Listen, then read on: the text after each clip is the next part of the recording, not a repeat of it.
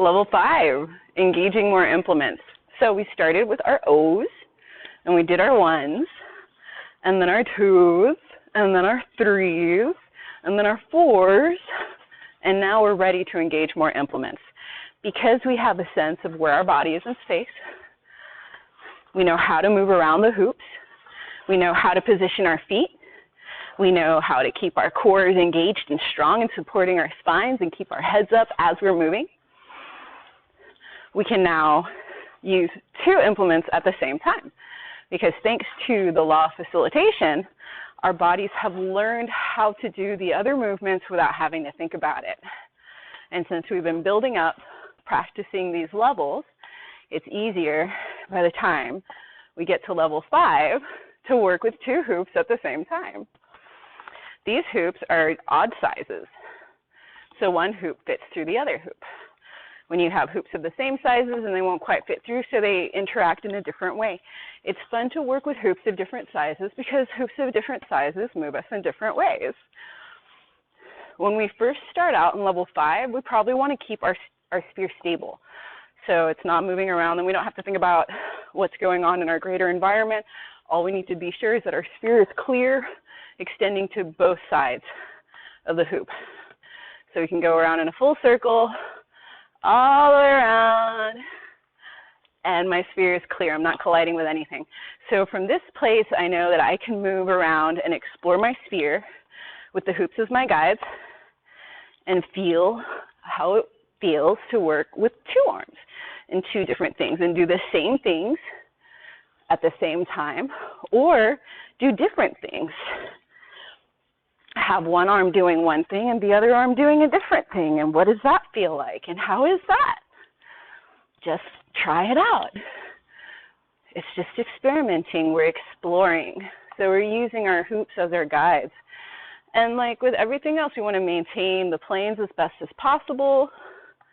The slower we move, the more stabilizer muscles we engage, which means that our prime mover muscles are more supported in their movements.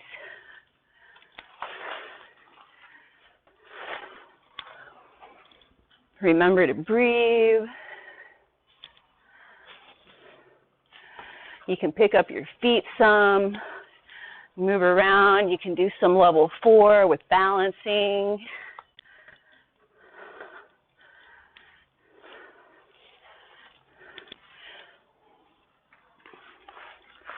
Change elevations.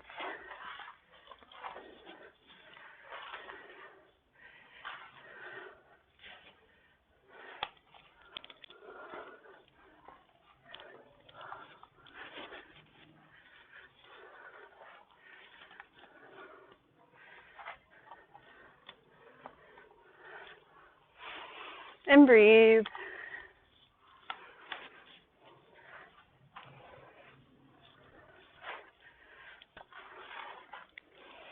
And remember, there's no right or wrong way to do it, really, as long as it doesn't hurt.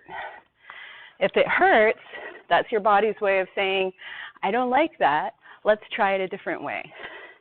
Move a different way. Maybe we need to move around the hoop a little bit more for it to feel comfortable. Maybe we need to change the orientation of our feet for a move to happen, for a transition to go from one side to the other. So we just have to experiment and see. And that's where we are. So there you go. There's level 5 for when you're ready. I hope you get here soon. It's fun. But take your time. There's no rush. You'll have fun no matter what, whether you're doing level 1 or 0 or 2 or 4 or 3 or 5, which is basically putting it all together. And even when you have a 5, you can go down to 1 by holding them both in one hand and try that out. And what is it like to play with 2 hoops in one hand, and how do those interact with each other? And once you start getting bored with 2 hoops, try 3 or 4 or 5 or 6. How many can you keep up? How many can you keep going and moving? Oh, just moving your body underneath it. All right.